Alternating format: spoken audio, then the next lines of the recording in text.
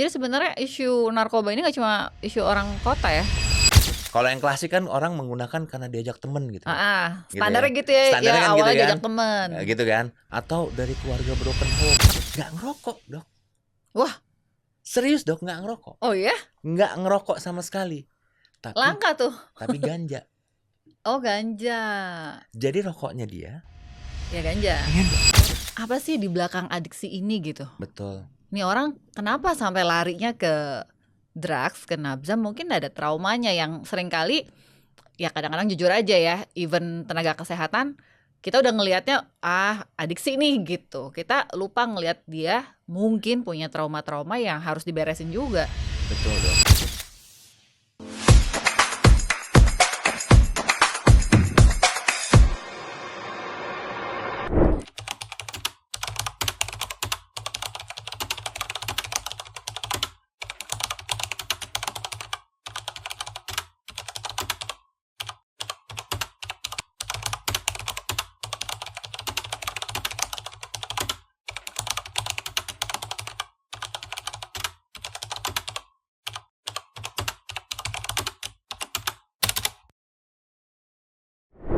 Adiksi itu dari zaman dahulu sampai sekarang selalu jadi permasalahan.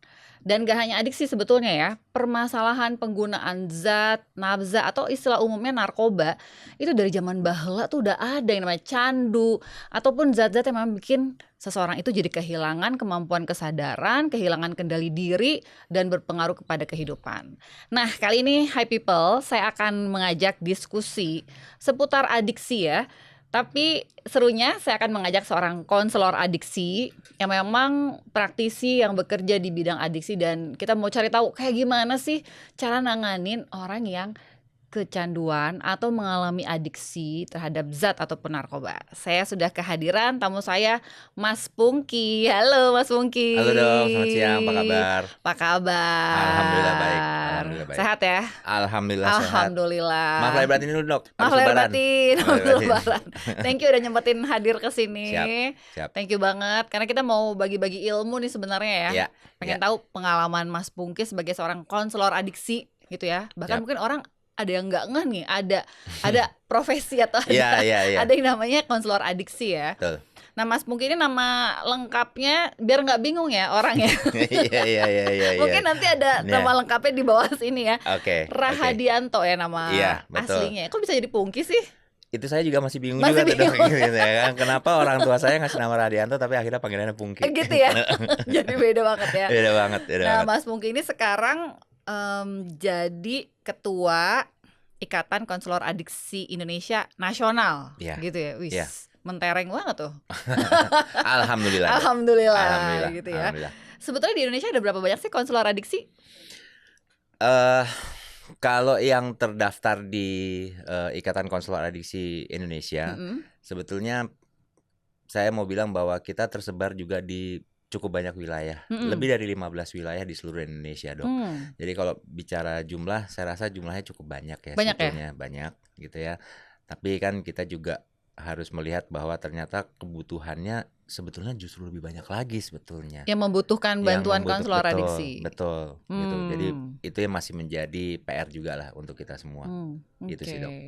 15 wilayah Indonesia ini udah cakup Indonesia Timur sampai sudah termasuk Indonesia Timur.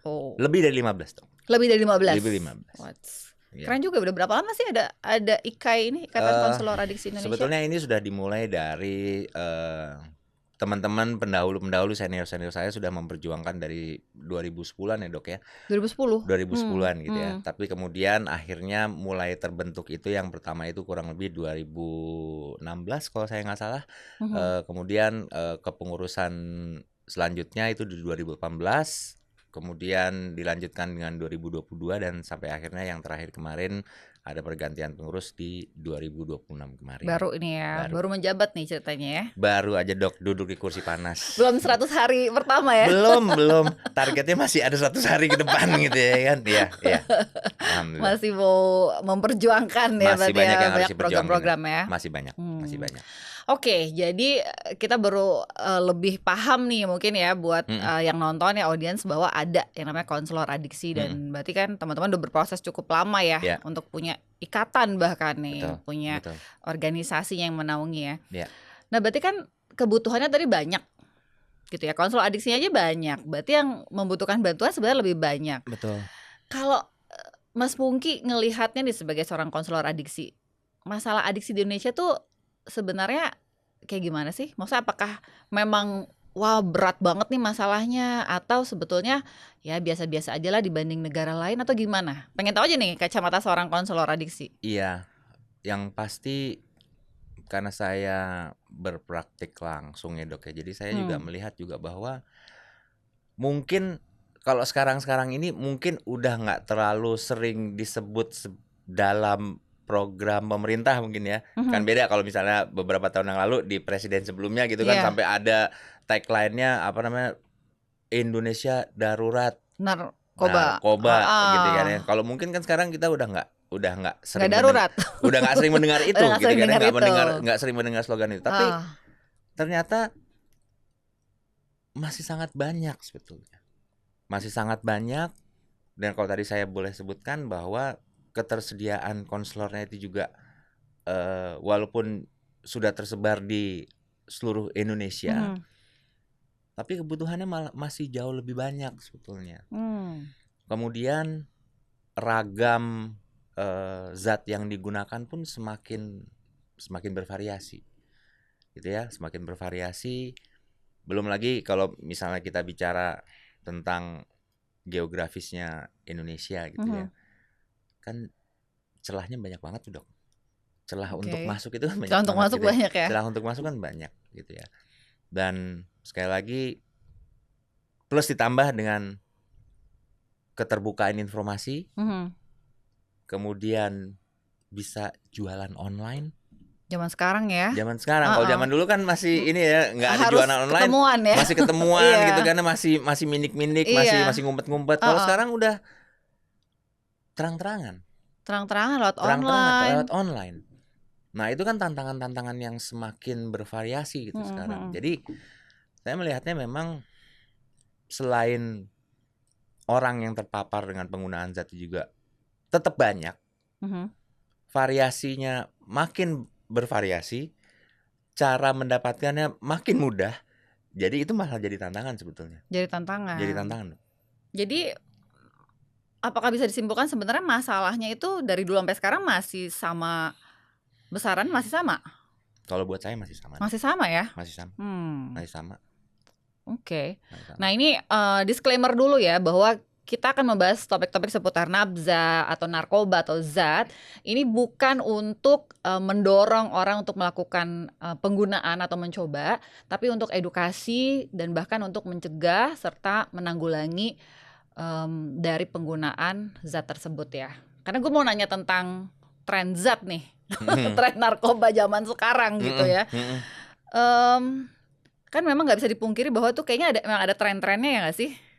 Yang zaman misalnya tahun berapa udah beda lagi trennya. Apalagi sekarang macemnya katanya lebih banyak gitu. Apa sih tren yang sekarang?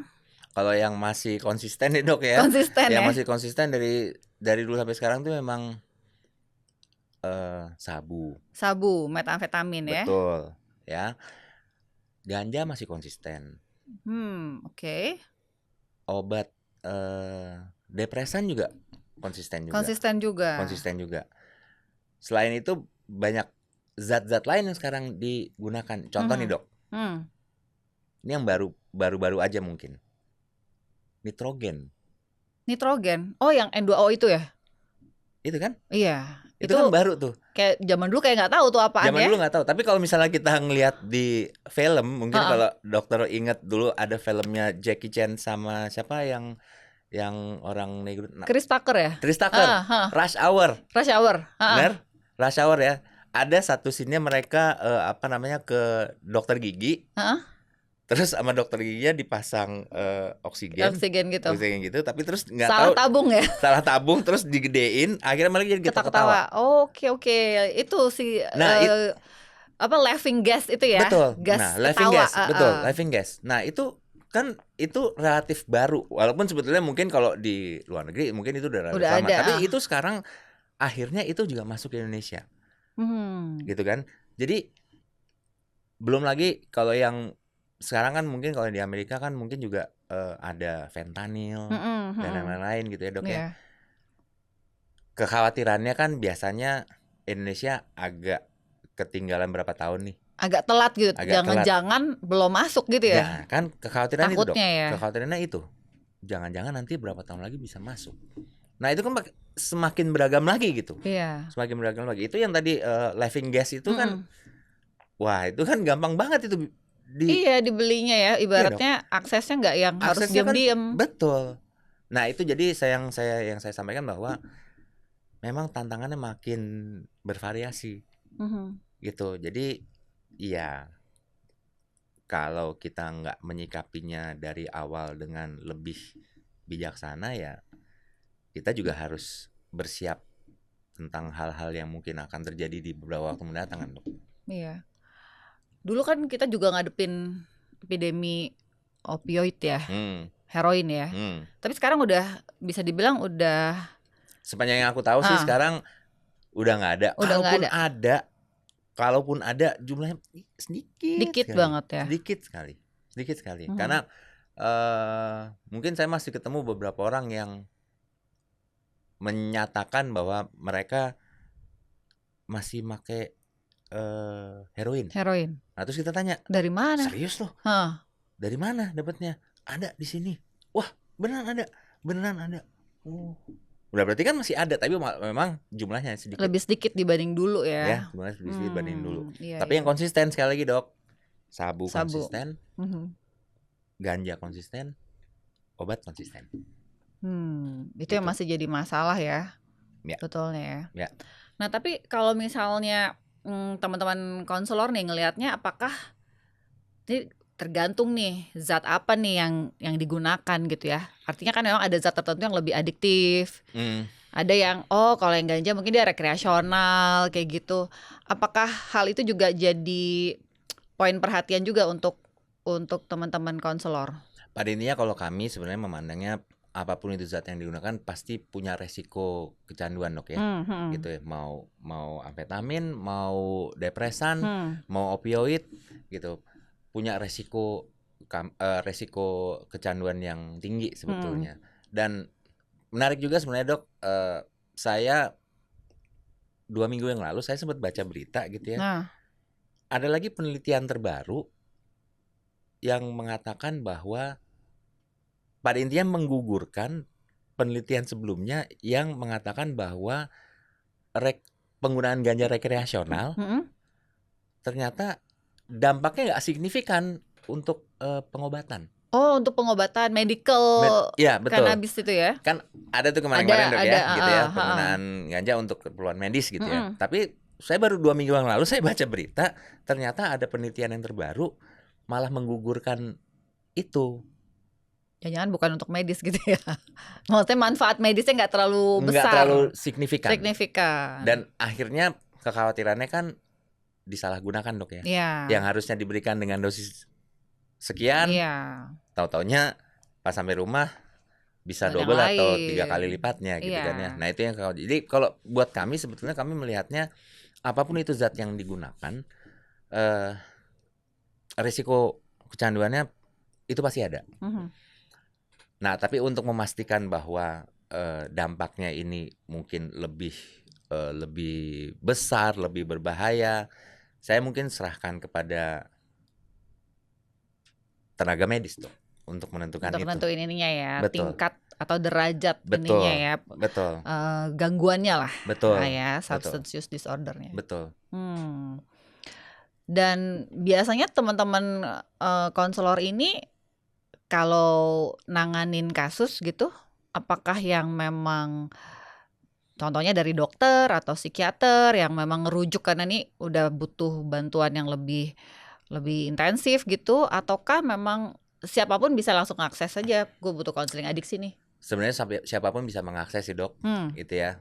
Dan termasuk yang tadi dokter sampaikan, kalau misalnya ada dokter atau psikiater yang kemudian menemukan ternyata pasiennya ada gangguannya itu di penggunaan zat, ya mungkin bisa dirujuk kepada kami juga gitu. Tapi siapapun sebenarnya bisa mengakses Bisa kok, ya. Dok. Sebenarnya bisa mengakses, dan mungkin untuk pendengar juga bisa sudah tahu sebetulnya bahwa banyak lembaga-lembaga yang mungkin menyediakan layanan untuk rehabilitasi bagi orang-orang dengan gangguan penggunaan zat sebetulnya, dan itu ada di mana-mana kok. Itu ada di mana-mana gitu. Biasanya butuh berapa sesi sih kalau untuk konseling adiksi?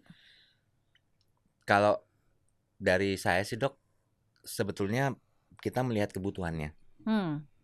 Jadi kami nggak bisa mengatakan dari awal dengan bola kristal kami gitu ya kan, Cenayang dong. gitu ya kan, wah ternyata kamu harus 20. Nggak bisa juga, Nggak Dok, bisa gitu juga ya. ya? Nggak bisa juga. Jadi kami harus wawancara dulu, kami harus melakukan ya wawancara, ngobrol dulu. Dari sana kan baru ya mungkin istilahnya assessment lah ya gitu ya. Dari sana kan kita baru bisa mengetahui, oh ternyata derajat keparahannya di sekian, kebutuhannya sekian, dan masing-masing individu kan berbeda-beda, Dok. Beda-beda ya. Beda-beda. Jadi mungkin satu individu ada yang cukup 8 kali. Untuk individu yang lain mungkin dibutuhkan 16 kali. Bahkan mungkin sampai 25 kali mungkin, kalau memang diperlukan gitu. Jadi masing-masing berbeda-beda sih, Dok. Jadi nanti akan di-assess setiap orang kebutuhannya gitu ya. Betul, bukan berdasarkan bola kristal. Bukan bola kristal ya. Iya, gitu. Frekuensinya juga itu beda-beda nggak? Misalnya ada yang seminggu sekali kah atau 2 minggu sekali? Betul. Frekuensinya juga berbeda-beda, Dok, gitu ya. Kami juga melihat ada dari faktor modal pemulihannya, modalitas pemulihannya, kemudian situasi beresikonya seperti apa.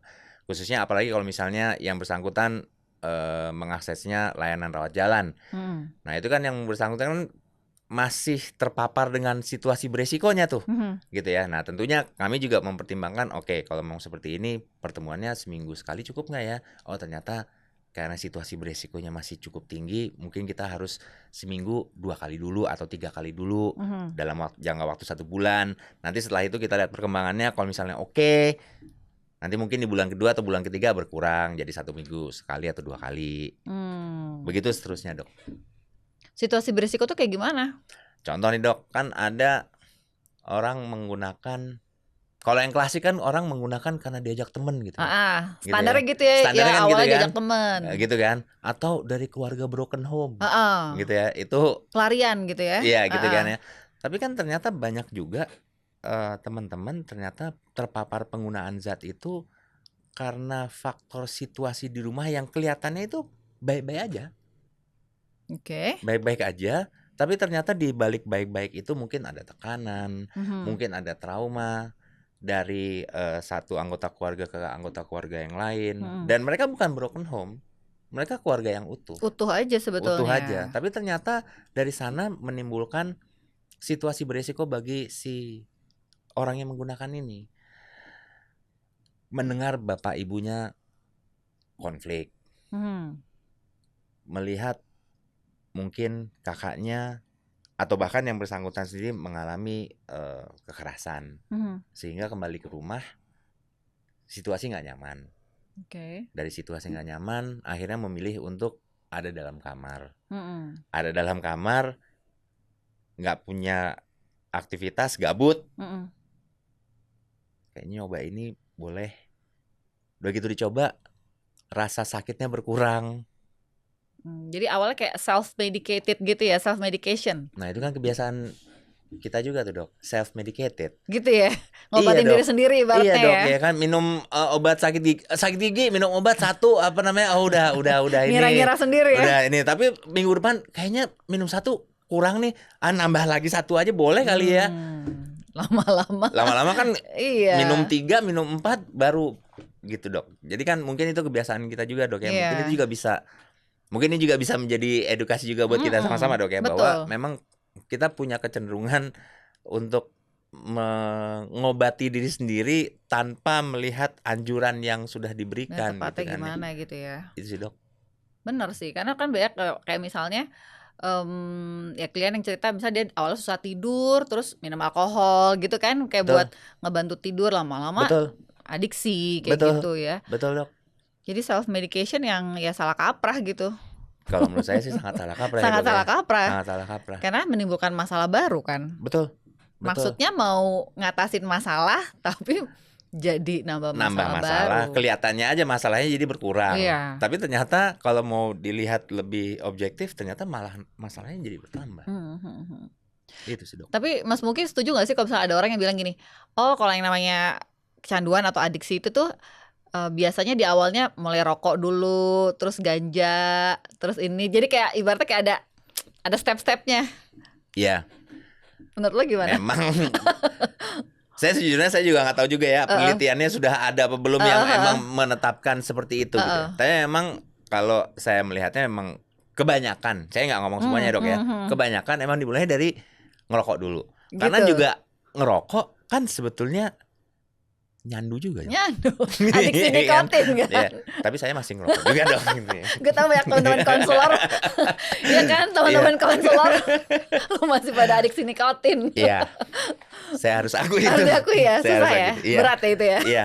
Tapi memang ya akhirnya dari sana kan menimbulkan pola perilaku adiksinya, Dok.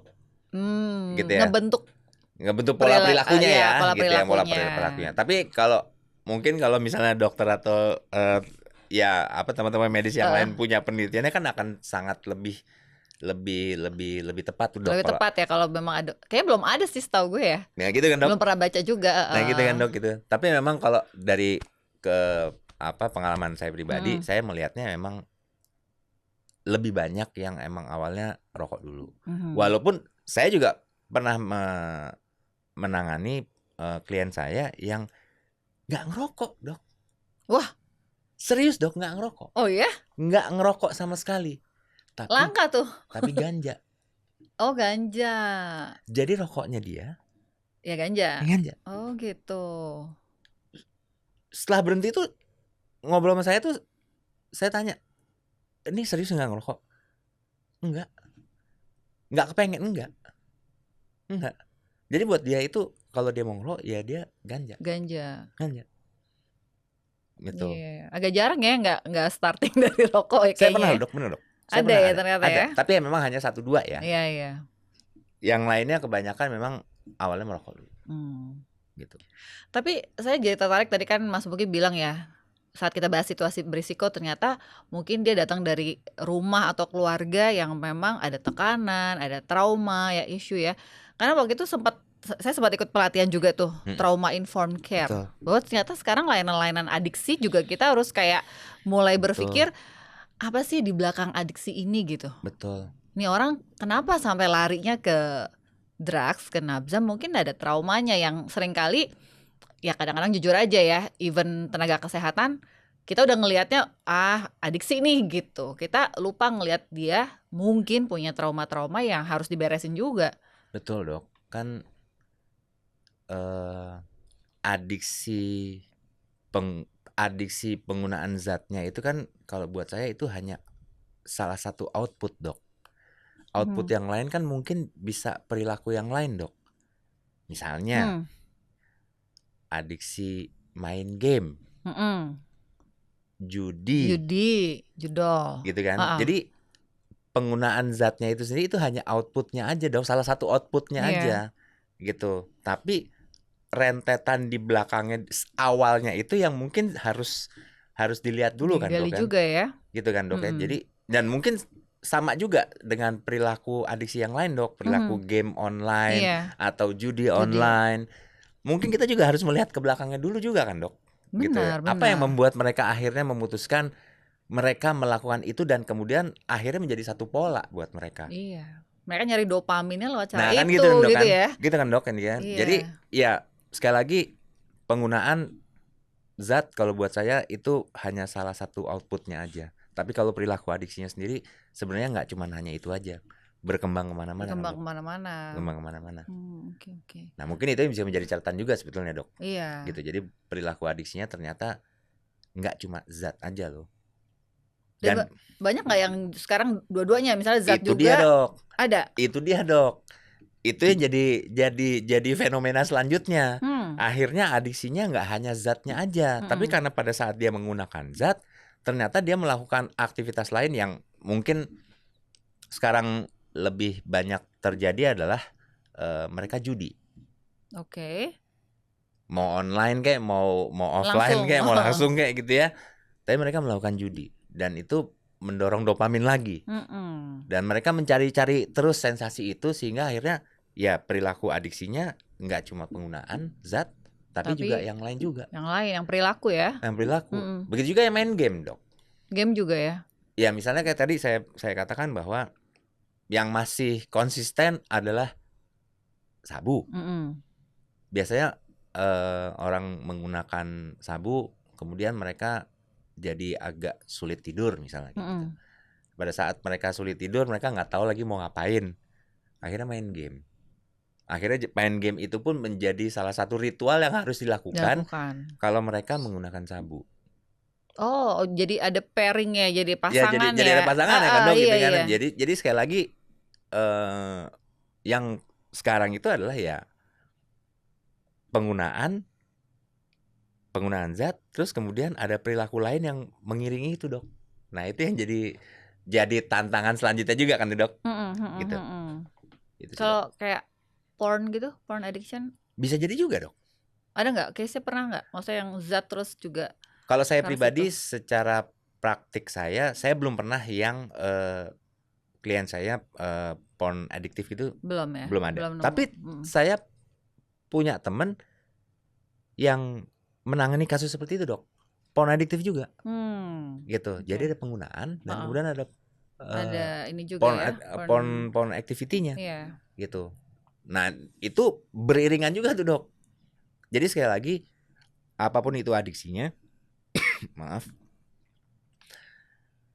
Itu sebenarnya hanya outputnya aja dan kemudian yang terjadi sekarang adalah banyak sekali yang kemudian berjalan beriringan.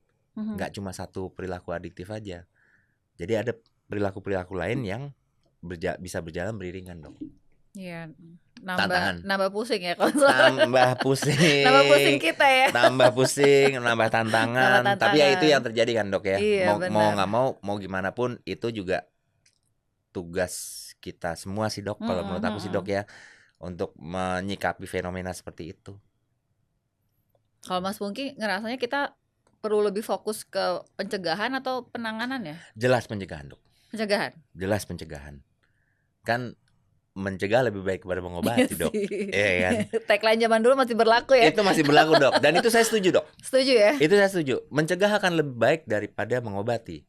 Jadi memang akhirnya ya ini pun juga harus saya akui juga bahwa kalau di Indonesia mungkin pencegahan itu porsinya masih lebih sedikit dibandingkan mengobati, melakukan rehabilitasi itu masih lebih sedikit. Lebih sedikit. Dan justru sebetulnya itu yang harus kita upayakan, kita dorong sama-sama sebetulnya, Dok. Maksudnya lebih banyak pencegahan ya? Maksudnya kita harusnya invest more Dok. gitu ya di harusnya pencegahan. Kan, Dok kan. Tapi kan kita juga harus bicara kalau misalnya yang mau pencegahan berarti kita juga harus bicara tentang edukasi untuk masyarakat. Nah, edukasi masyarakat kan berkaitan dengan macam-macam nih, Dok. Iya. Ya, ada ada ya paling nggak kalau menurut saya cukup menantang juga memberikan edukasi buat masyarakat. Ini kita di kota besar, Dok. Kalau kita bicara di daerah kan itu kan akan lebih terlihat lagi tuh, Dok. Informasinya masih minim. Stigmanya juga masih kuat. Jadi ya kita harus ini sih, Dok. Kita harus ngelihat nggak cuman barometernya nggak hanya dari kota besar aja sih kalau menurut saya. Daerah juga ya. Jadi sebenarnya isu narkoba ini nggak cuma isu orang kota ya? Iya loh, Dok. Iya loh, Dok. Jadi jangan salah ya, ibaratnya di desa-desa juga ada isu. Banyak, Dok. Bahkan gini, Dok, kalau saya boleh cerita pengalaman ya, Dok. Coba deh. Karena kan mungkin orang mikirnya tuh isu orang kota yang stres, individualis, ya kan, yang hedon gitu. Ternyata enggak ya? Enggak, Dok. Justru mungkin kalau misalnya di daerah itu juga banyak, mungkin motifnya yang berbeda. Mungkin kalau di daerah itu mungkin motifnya karena memang mereka harus kerja. Buat ngebantu kerja gitu? Biar mereka nggak capek, mereka make. Oke. Kalau misalnya kita bicara seperti itu kan jadi banyak tuh. Ada supir Supir Antar provinsi gitu ibaratnya. antar provinsi, Yang harus perjalanan jauh, berjam-jam jauh. buruh, Iya ya. pekerja seks, Iya. gitu. Saya kemarin baru ketemu teman saya di daerah yang kebetulan punya lembaga rehabilitasi.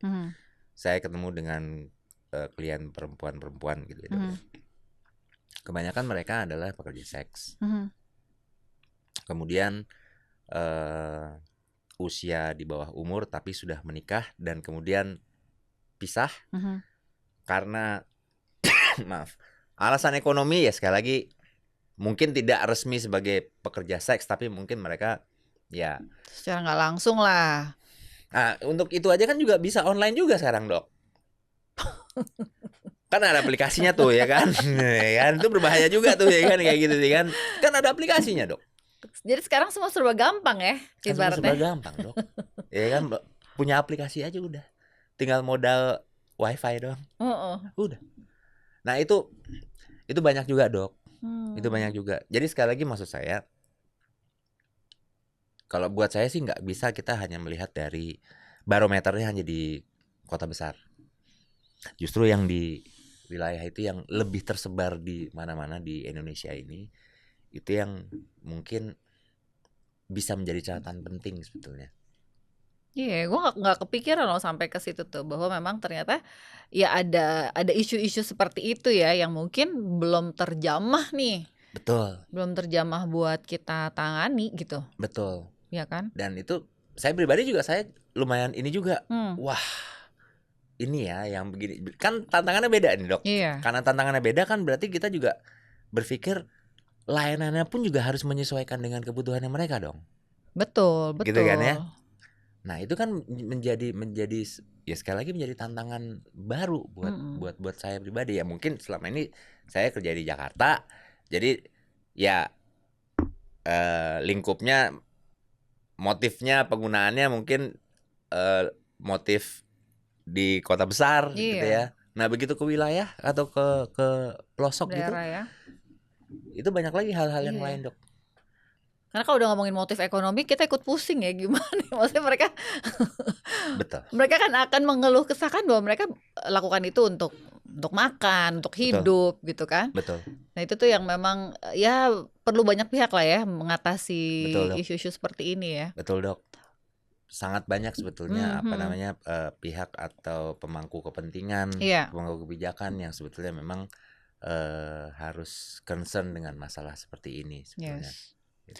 Nah, kalau kita bicara pencegahan, edukasi, tadi kan Mas Mugi bilang bahwa sebetulnya kita perlu banget nih gitu ya, fokus ke pencegahan, edukasi. Dari kacamata seorang konselor adiksi yang sering mendampingi teman-teman yang memang lagi proses pemulihan, sebetulnya edukasi yang kayak gimana sih? Apakah kayak nakut-nakutin gitu? Jangan. Pernah coba kayak gitu atau yang kayak gimana yang bakal ngena nih? Karena nanti kita udah capek-capek berbusa edukasi, tahu-tahu nggak kena gitu loh. Sebetulnya mungkin kalau yang nakut-nakutin itu efektif beberapa puluh tahun yang lalu, Dok. Gitu ya. Tapi kan sekarang kita hidup di era 2000-an ke atas gitu ya.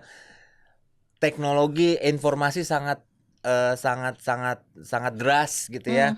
Dan sebenarnya sangat mudah mengakses untuk berbagai macam informasi. Nah, tapi sebetulnya justru edukasi yang diberikan itu menurut saya justru nggak perlu ditakut-takutin, karena sebenarnya akhirnya berdasarkan penelitian nakut-nakutin nggak efektif juga kok. Itu kayak bungkus rokok itu loh, gue makin ketawa kan, gitu ya kan.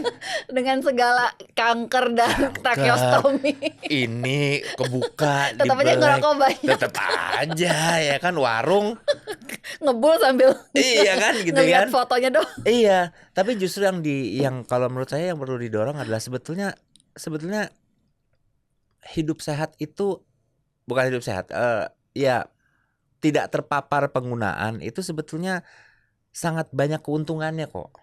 Sangat banyak keuntungannya. Karena begini, kita hidup sebagai manusia pasti cari untung dong, Dok. Nggak ada orang cari rugi kan, gitu dong. Kan. Dan kita pasti mencari sesuatu, kita memutuskan sesuatu kalau kita melihat ada keuntungan yang akan kita dapat. Nah, justru itu sebetulnya edukasi yang diberikan adalah bagaimana kita sebagai manusia akan merasakan keuntungan kalau kita nggak terpapar dengan perilaku-perilaku seperti itu sebetulnya. Perilaku judi, perilaku penggunaan zat, perilaku macam-macam deh, gitu ya. Kalau kita melihat, oh ternyata kalau saya melakukan hal yang positif, ternyata keuntungannya buat saya adalah ini. Mungkin itu akan lebih menarik sebetulnya. Dibandingkan nggak boleh, atau ya itu gambar tengkorak dan segala macam, kayaknya nggak efektif nggak deh ya efektif, Dok. untuk, maksudnya modal nakut-nakutin tuh udah nggak zaman lah ya. Udah nggak zaman. Untuk apalagi untuk anak zaman sekarang ya. Betul. Mereka udah jauh lebih kritis kan. Iya, betul. Oke, seru banget sih ngobrol sama Mas Pungki nih. Banyak banget insight yang didapat ya. Tapi mungkin next time siapa tahu kita punya waktu untuk ngobrol-ngobrol lagi. Siap. Gitu ya. Betul, Dok. Karena bisa jadi ada isu baru atau ada hal yang memang perlu berulang kita info ke masyarakat. Mudah-mudahan Mas Pungki nanti berkenan juga. Insya Allah. Atau teman-teman IKA yang lain gitu Insya Allah, ya. Dok. Insya Allah. Nah, sebelum kita close, saya minta Mas Pungki untuk kasih message deh buat audiens kita gitu ya. Mungkin ada pesan-pesan tertentu yang bisa di take away, yang bisa dibawa oleh teman-teman yang nonton. Silakan. Baik. Ya, buat teman-teman yang alhamdulillah belum pernah terpapar dengan penggunaan zat atau perilaku adiktif lainnya, sebetulnya sangat berpotensi teman-teman untuk mencapai potensinya teman-teman yang semaksimal mungkin kok, gitu ya. Jadi justru dengan nggak terpapar dengan perilaku-perilaku itu, khususnya apalagi dengan penggunaan zat gitu, akan membuka peluang teman-teman untuk menjadi individu yang lebih efektif dan maksimal. Tapi pun kalau misalnya memang teman-teman ternyata sudah terpapar dengan perilaku adiktif atau penggunaan zat, jangan khawatir bahwa pemulihan itu bisa sekali dilakukan dan nggak semengerikan itu yang dibayangin kok. Memang butuh waktu, butuh proses, tapi dengan semangat dan niat dan layanan yang efektif, insya Allah teman-teman pasti akan bisa mencapai pemulihan dengan baik. Mungkin itu, Dok, yang bisa disampaikan, Dok. Luar biasa ya, mudah-mudahan itu bisa jadi insight ya buat teman-teman yang menyimak untuk bisa lebih fokus ke hal-hal yang positif ya dalam hidup mereka ya. Betul, Dok. Thank you banget Mas Pungki. Thank you juga. Nanti kita tulis IG-nya Ika ya. Siap. Ya, siapa tahu mau kontak atau mau nanya-nanya atau apa. Boleh. Dan ya sukses terus deh buat IKAI. Sama-sama, Dok. Terima kasih. Semoga lancar ya sebagai ketua IKAI nasional. Insya Allah. Nanti kita collab lagi ya. Siap, Dok. Oke, hi people, apa pendapatmu tentang perbincangan saya sama Mas Pungki hari ini? Banyak banget ya informasi yang bermanfaat untuk kita cerna dan kita pelajari bersama. Boleh tulis di kolom komentar apa pendapatmu. Jangan lupa untuk subscribe dan share video ini biar banyak lagi orang yang makin teredukasi tentang adiksi narkoba dan kita bisa mencegah hal-hal yang buruk dan fokus kepada hal-hal baik dalam kehidupan kita. Thank you for watching. Sampai ketemu. Bye-bye.